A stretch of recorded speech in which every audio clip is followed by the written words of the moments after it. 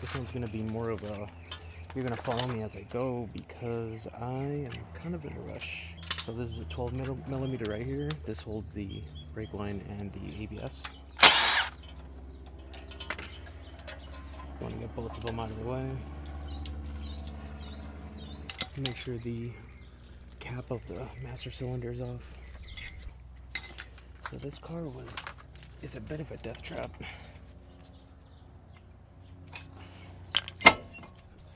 Damn, those calipers are frozen. Those guide pins are frozen.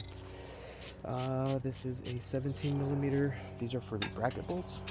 You don't need to remove the pads or the caliper itself. If you just remove the two bolts behind it.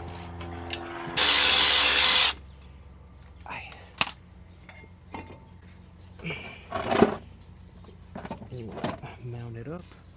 There are no brake pads left on that thing. Grab yourself a 30 millimeter 12 point. Make sure it's a 12 point. Don't use a 6 point. It won't work. Believe me, I've tried. That was a bad day at the junkyard. Get one of these Ugga-Duggas and Ugga-Dugga it off. Grab a 10 millimeter socket, extension, and small Ugga-Dugga.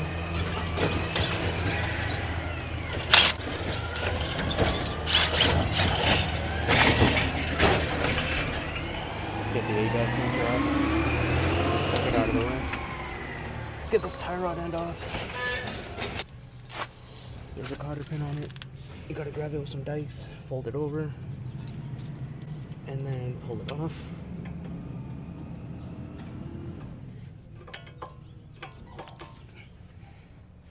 If you can see that. Where am I putting all the bolts up? Right here. Let's hope they don't get lost. What I do usually is I put the bolts back where they used to be. That way I don't lose them later.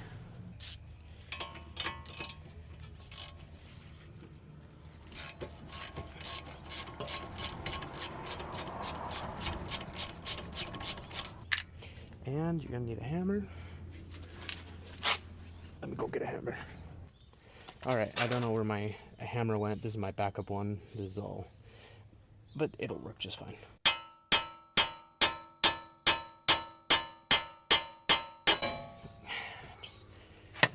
Sway bar is a 17.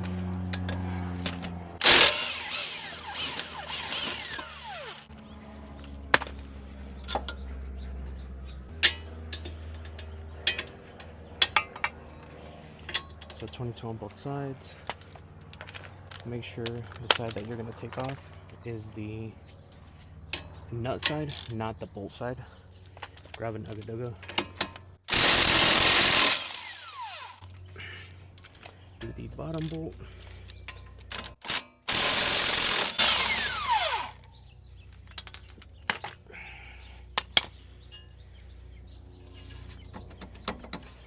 Want to swiggle the spindle back and forth like this.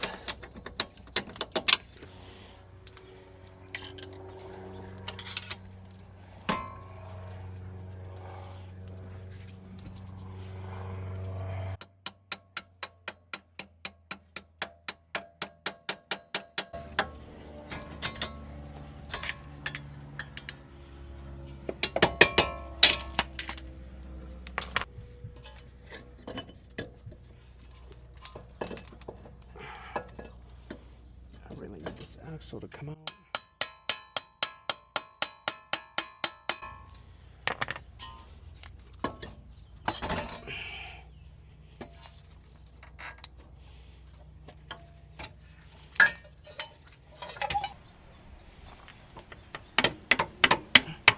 There we go. So you want to, wow, you want to put it in there. Just be careful of the transmission, but put it in there. Hammer it like this, and it's going to push the axle out. Now it's going to come out. We might have a little bit of drip of transmission fluid. Hopefully not. Let's wiggle it out. Look at that. It's bone dry. Good for us, not good for the car. Alright, And by the way, you can do this with the spindle on, but I took the spindle off so I can show you a little better. Grab just a dab of wheel bearing grease. I have a little brush because I don't like to get my hands dirty. And just put it on the tip of the splines. I'm doing this because it helps it go in, number one. A little lube don't hurt. And it also keeps the snap ring in place. Keeps it pushed down. That way when I slide it in, it doesn't fight me as much. It's still gonna fight me, but just not as much. When you get to this point, you want the snap ring pointing up, and we're gonna put it in, and we're gonna make sure the splines match up. The way you'll know is you'll wiggle it like this. It'll be hard. Awesome. Seems like it's in. Let's see. Yep, the other wheel is turning. Push all the way in. Put pressure onto the axle, going to the inside. Hold it just like that with the pressure on. Grab a mallet. Don't use a hammer.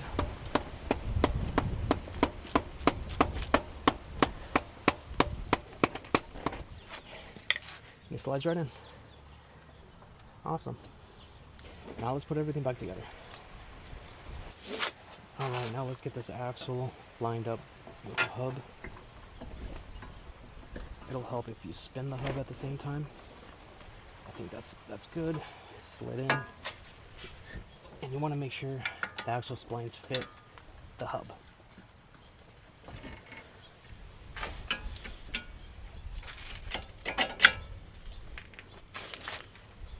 Don't forget the thread locker.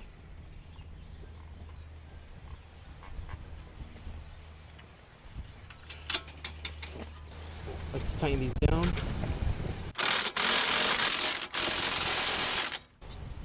Next, we're going to grab our sway bar link.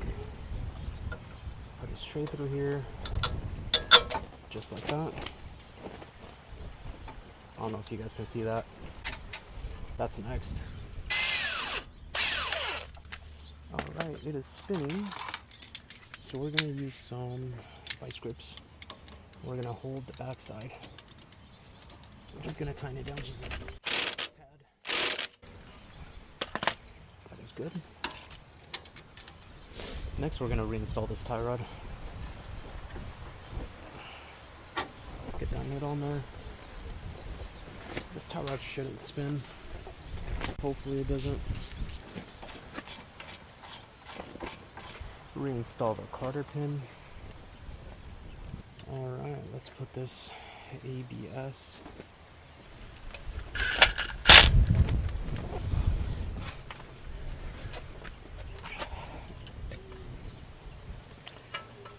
This clip here just clips onto the strut itself. Has two little holes for these clips, just like that.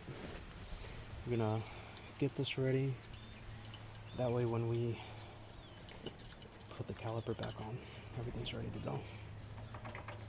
What I like to do is put a wrench on here. Put the, what is this called, the box end? Or the circle end? And put a lug nut.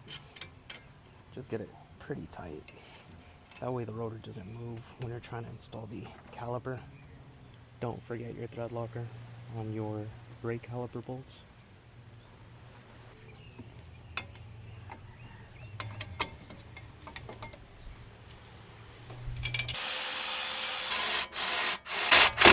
Ow!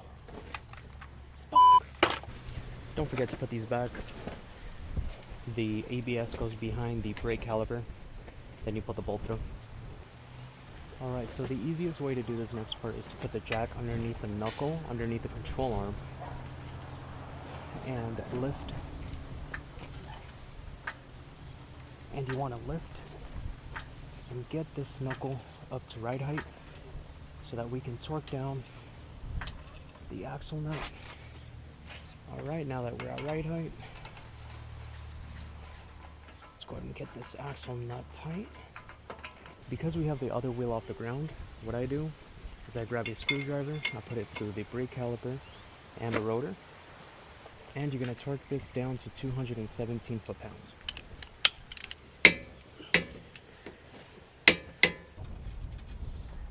And let's drop the spindle all the way back down. At this point, my camera died and didn't get footage of me indenting the axle nut to secure it onto the axle. Here's an example on a different car, but still applies the same way. Alright, and that is it. And now we're going to put the tire back on and we're going to torque it down to 80 foot-pounds. Thanks for watching.